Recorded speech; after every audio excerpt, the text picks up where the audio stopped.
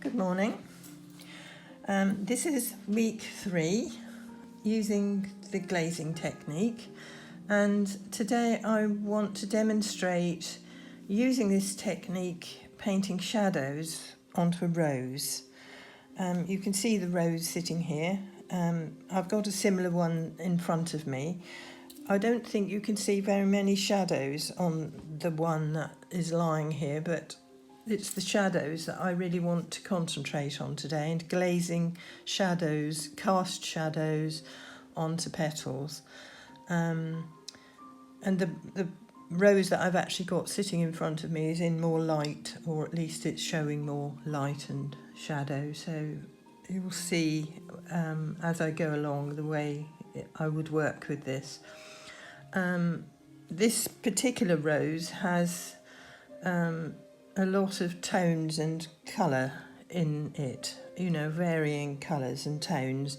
So that's a good one to choose, because I want to paint in the way I normally paint, in a semi-loose way, but at the same time using the glazing technique to include some cast shadows at the end. So it's a very good subject if you can get hold of one. If you can't, get hold of something very similar, and even use Pixabay if you need to, because working from a photograph you are in fact going to see shadows a lot more clearly, if you're a beginner especially, than you would on the actual flower sitting in front of you. But if you paint in situ outside, you're going to see shadow even more clearly if it's a lovely bright day. So those are a few tips and things to think about if you really want to see and to work on the shadows.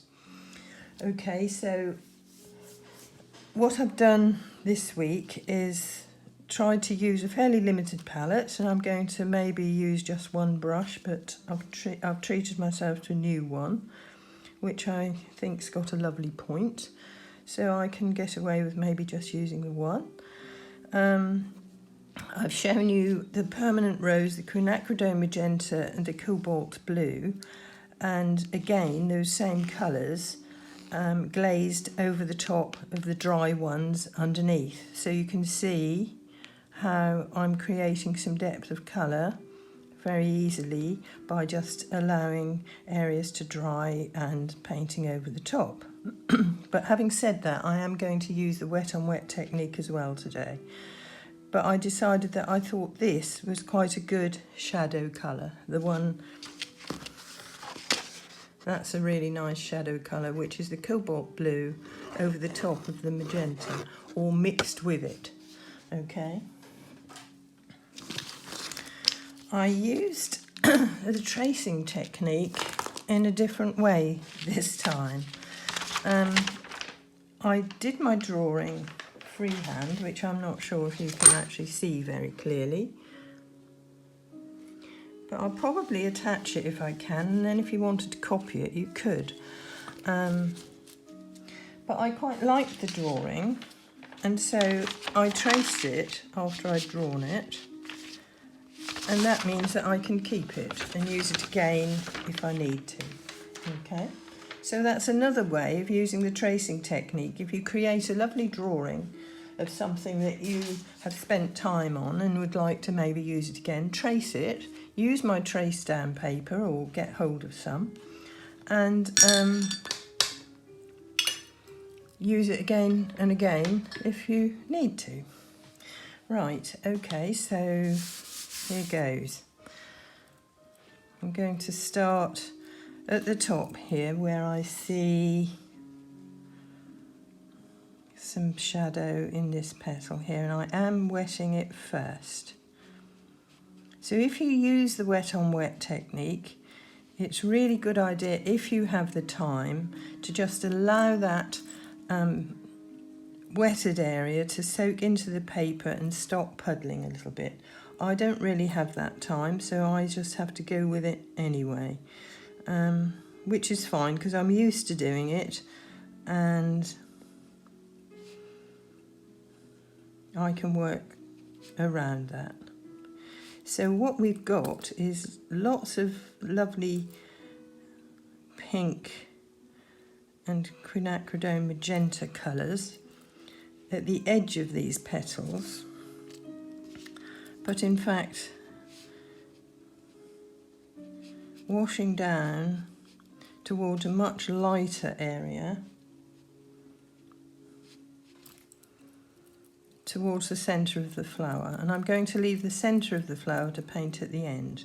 But while that's still damp, I'm just going to add a little bit of the magenta at the edge, just creeping onto the dry paper. That way I'm getting that lovely strong edge without having to draw a line. And because this petal is behind that one and that one, it's got quite a bit of shadow in it. So while that's still damp, I'm going to actually add a little bit of shadow now on that damp paper. But at the very end, I shall probably see some more cast shadows, which I would prefer to paint at the end when it's all dry, because cast shadows make much more of a particular shape than these little shadows that I'm seeing at the moment. Right, so that's that petal that's behind. I can go back and fix it up later if I need to.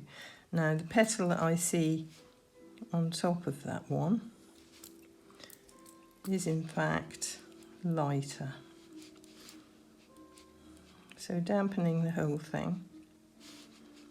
I'm not going to worry today if one colour bleeds into another. It's going to loosen up my rose, which in fact can look a little bit sectioned and a little bit contrived if you're not careful when painting roses. I'll talk about that a little bit more at the end. Don't forget you can use the lifting off technique. I bought this new little eradicator brush which I haven't used yet, but it's supposed to be quite good at lifting off. It's a good shape.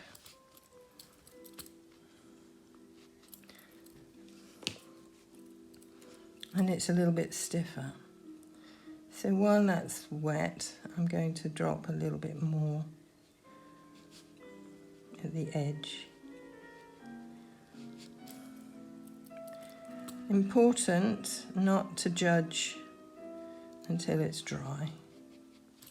I'm just trying to create the shapes that I actually see within the flower.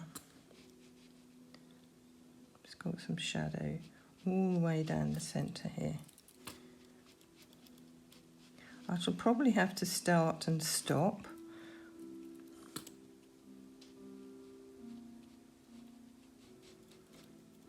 To see how it goes.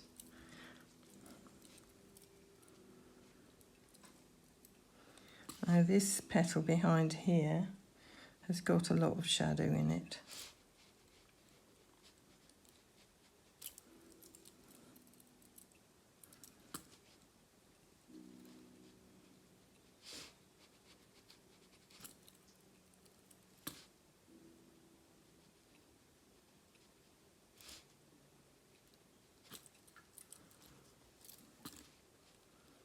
Working wet on wet ensures that you're getting a lovely sort of blend happening without getting hard edges.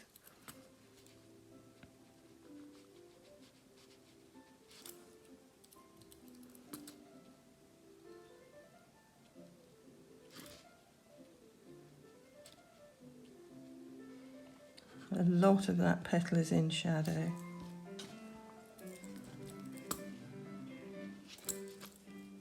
Keeping that one lovely and light.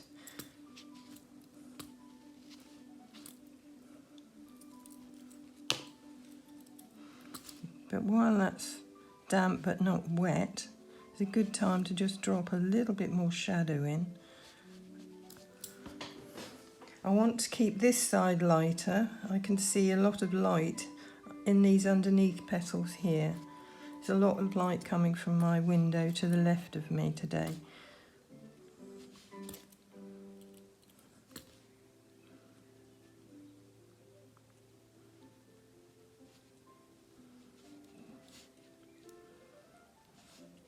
So it always feels a little bit strange when you have a new brush, but it's got a jolly good point on it. Right, okay, so I'm going to have to start leaving a little bit more light in some of these petals. This had a fold back, so I'll just continue with that now.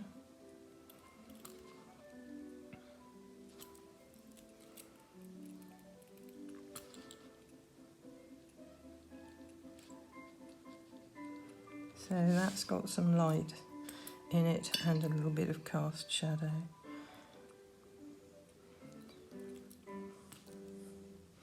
Going over here, and because this is horizontal, this petal here, these petals here, they're going to have a lot more light in, so I'm not actually going to allow the water to float all the way. I want to keep some white paper there.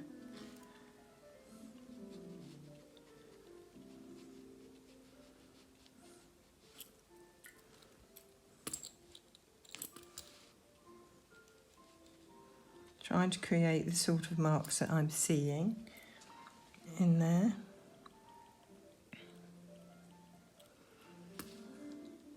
And some shadow here. I haven't masked off any of the stamens, but in fact I could have done, but I'm just going to work without doing that today.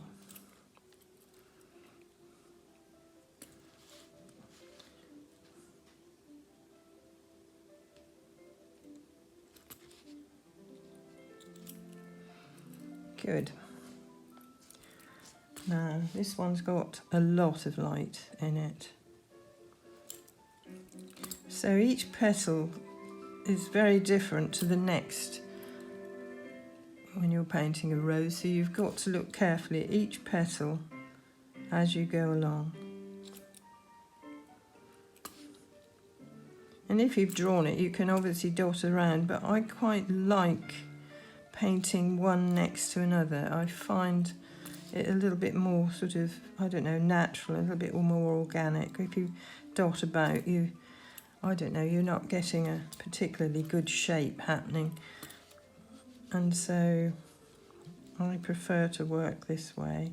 And if it runs one into another, well, you know, you can't win it always. But I actually like working this way, working around. But if you feel that you would like to move it around, then do. There's no yellow in this one. Sometimes you see yellow in the centre of a rose, but there's not really anything like that going on. But it's starting to take shape, as you see, and I've got quite a lot of shadow in there. The trick is to get that shadow in at the same time as keeping it lovely and light and creating nice petals to look at. If you get too heavy with your shadows, it's not going to look particularly attractive, and it'll be very hard on the eye.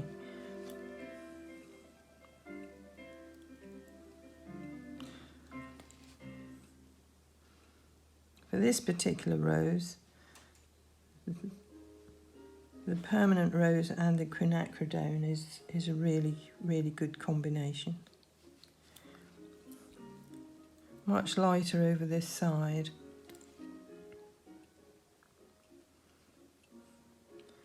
So a lot less paint and water just at the edge, so that I can actually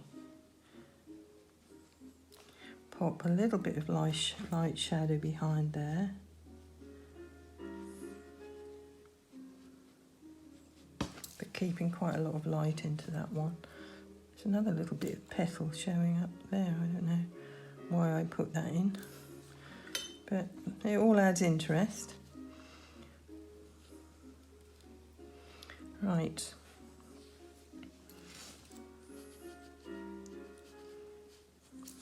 Working on this light side.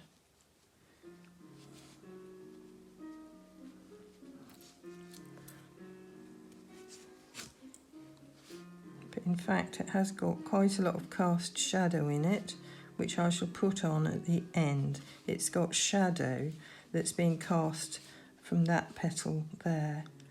But I'm keeping the actual petal light to begin with because it is a light petal, and I will pop that cast shadow on at the end. Where I've, I don't know if you can see my palette. Yes, you can see my palette. On my palette here, I've popped some paint in and allowed it to dry. So if I need a deeper colour, it's a good tip to use dry paint with just a little dampness on your brush. You'll immediately get a stronger effect. Okay, so that's what happened there. I'm using this dried paint, which isn't in the least bit juicy. I've allowed it to dry. So to use some dried paint in that way is going to give you a bit more depth of colour straight away without having to overwork. It's got a bit of shadow here, but I'm going to actually put the cast shadow on afterwards. Right, I'm going to stop and paint a few more petals and then come back. Okay, so I've painted all the outside underneath fiddly petals so that I can now show you these lighter ones that are sitting horizontally in the centre of the rose. So if you actually cannot see very clearly the shadows, as a rule of thumb,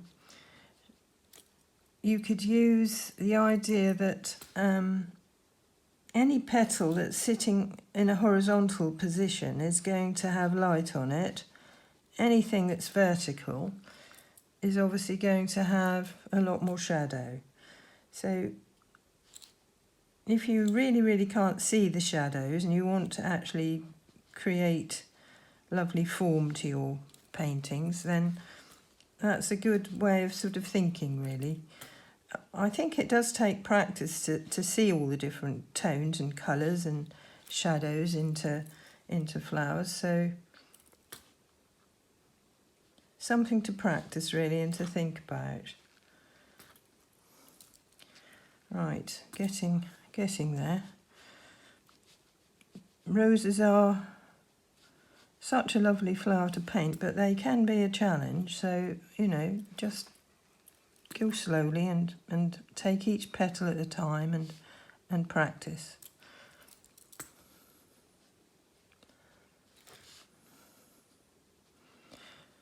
So I've put lots of soft shadow in as I've gone through the painting, but I'm actually going to today bring up a few more shadows and put some cast shadows in as well, but it's got to dry first before I can do that. But the reason I've put some of the shadow in as I've worked through already is because they need to be soft shadows, and while the paper is still damp, then that's a good time to actually pop in the soft shadows.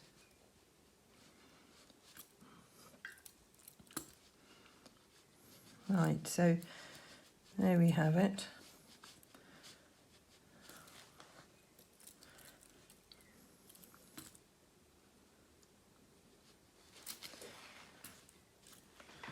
And now I can go through and pop in, but I think I'll actually put the centre in first. If in fact you can't see much of the centre of a rose and you really want to put it in, there's no reason why you shouldn't just nip out some of the central petals that are sort of getting in the way and sort of move it around a little bit so that they show. I've got some burnt sienna here. I'm going to use a slightly stiffer brush, I think, for the stamens. Another new one, which has got a wonderful point, but it is a mix. It's a sable blend, so it's actually a little bit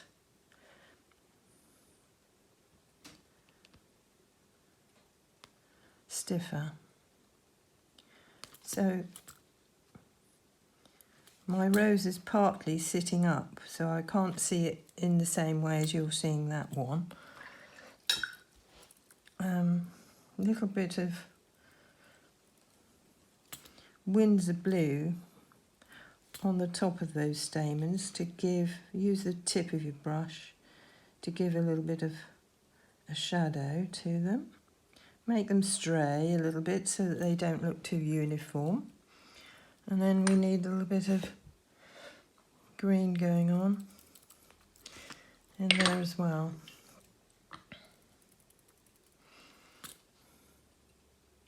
But I'm going to leave some white paper. As I said, you can actually just mask off some of the white ones if you feel that that's going to be helpful to you. And dropping a little touch of water back on the top is going to spread those out and make them look nice. But you won't see that until it's dry. Right, okay, so that's that. Now I need to go in and put a few more shadows in, I think, using my softer brush, mixing together the quinacridone and the cobalt blue to make a purpley shadow, which is going to be prettier, I think, than just straight blue. So probably going to have more shadow here, I think, yep.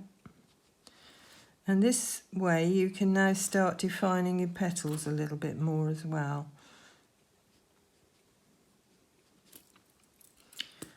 You can soften those edges.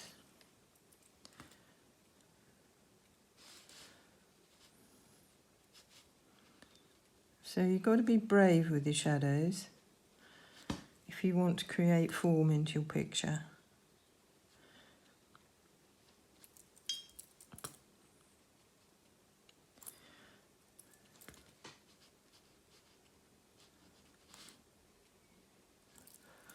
So I'm softening the edges of those because I don't see those as particularly definite shapes. But there will be one or two that will have in a minute, I think. A bit more shadow, I think, at the base of where the stamens are. But it's definitely bringing form back in to my... So it's good to do this, I think, when it's dry, at the end.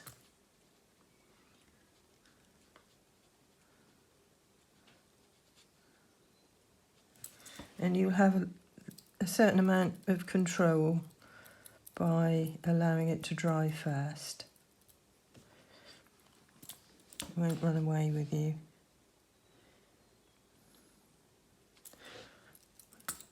There's quite a lot of shadow this side of this flower.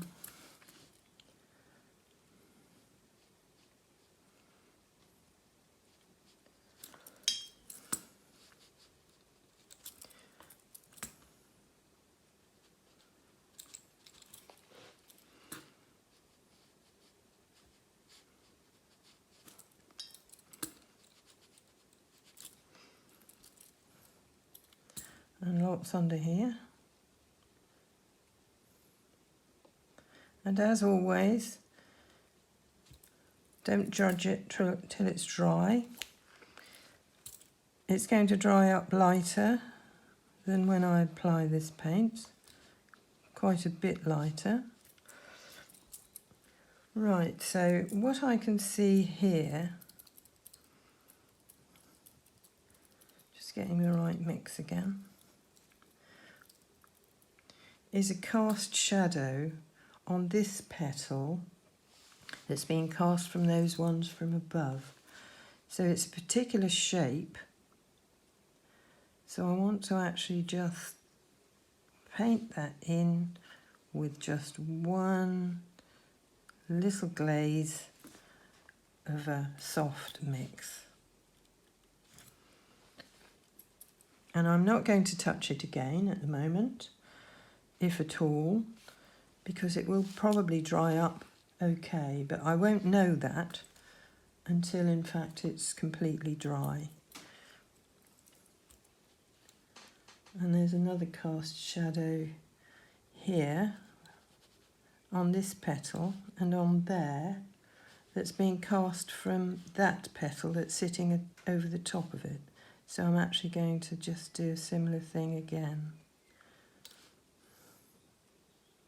Soft brush, light glaze, and it's done.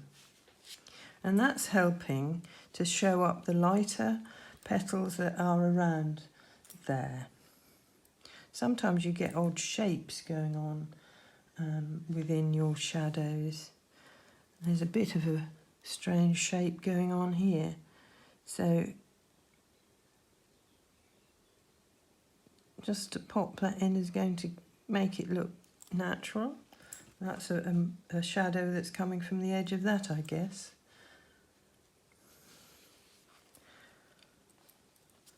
And so do this fixing up at the end when everything else is dry.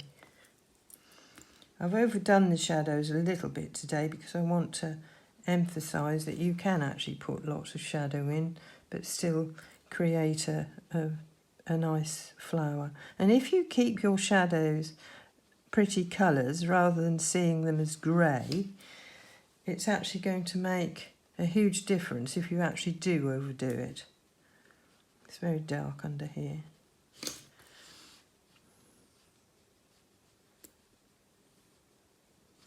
And the little crevices that you see within the petals are also going to hold shadow. So in fact there's an awful lot of shadow going on in most flowers. There's a lot of shadow here, so you could bring that up by just glazing a little bit more over the top when it's dry. And some little marks perhaps where you see the crinkles in the petals. But I think you've understood, hopefully, what I'm trying to say here. I'll paint a leaf or two and then decide whether I'm going to put a background on, and if I am, then I'll do that and before I attach it. But I'm not going to stop to put a background in right now. But these leaves are really quite unusual leaves for a rose. They're sort of quite variegated, which means that I can use my aureolin. Nice clean water here. Turn your towel over, or at least get a dry towel.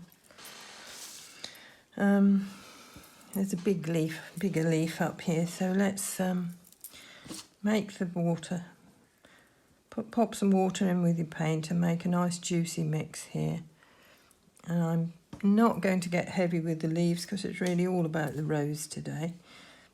But I'm actually going to pop the yellow down first, one side of my leaf, and then the other side, working in the direction that I see those markings so that I may get some nice light coming in as well. I'll leave that one to just soak in a little bit and go on to this one, because I've actually drawn quite a few leaves here.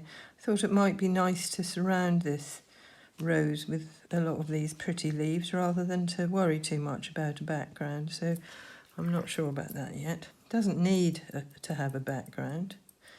Right, mixing some of that Windsor blue in with the aureolin because it is actually quite a blue-green, and then just dropping that in over the top and letting it make its own way, which is going to look much more natural and easier on the eye than if I actually try to paint it too precisely. And this way I can vary the tones as well, so that my leaves, because I've got a lot of them, won't all look the same. But as this is my dark side, I'm going to put the leaves in a darker way and maybe lighten up over here. So I don't always paint exactly what I see.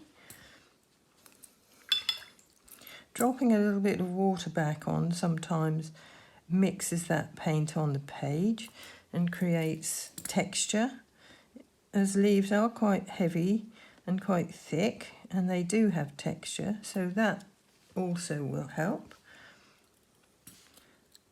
As will putting a little bit more shadow, working wet on wet. I'm not going to glaze into the edges where the leaf disappears underneath the flower. There'll be shadow there. My centre seems to have floated away a little bit, so when that's dry, nice idea is to just pop a little bit more of the stamens in. Make that look a little bit more natural there, and they'll stand out better. And it definitely needs more shadow at the base here. So you'll see all of this as it dries, okay? So that's all I'm going to do today. I'll finish off the leaves and I will decide whether I'll pop a little light background around, probably something maybe that side, and then I'll attach it for you. But there's my shadowy rose, and I hope you like it, and I hope you're going to have a go at this. Something else I wanted to show you while we're on roses is I painted this one using different colours. And can you see what I mean when I said earlier about the fact that sometimes they can look a little bit sectioned and a little bit heavy, perhaps? I don't know. It's all right.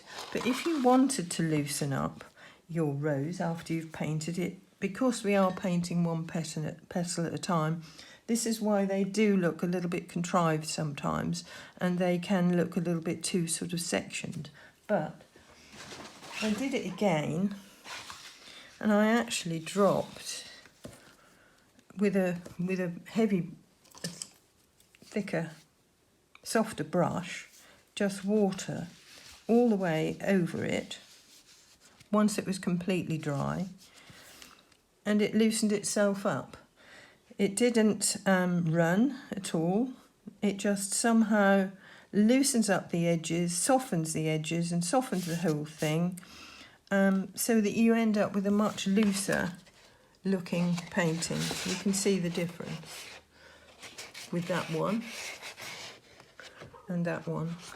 So that's just a little tip. If you find you could, you would end up with a rose that you feel is looking a little bit hard or harsh. You could even do it on a section of it and not all of it, just to soften some of it. But you must let it completely dry first. Okay, so next week I'm going to continue with the glazing and the shadows, and I'm going to paint a white flower. Not sure what yet, because I'm not sure what I'm going to find. My roses still haven't come out completely, but if I can get hold of a white rose, I would really like to paint a white rose with you. Okay, have a good week, everyone, and do try to pop in some shadows on your work, whatever it is you're painting. Really good for buildings, or anything that you're painting, to glaze over these shadows at the end with a very light wash. Okay, it makes a huge difference and gives strength to all of your paintings. Take care. Bye-bye.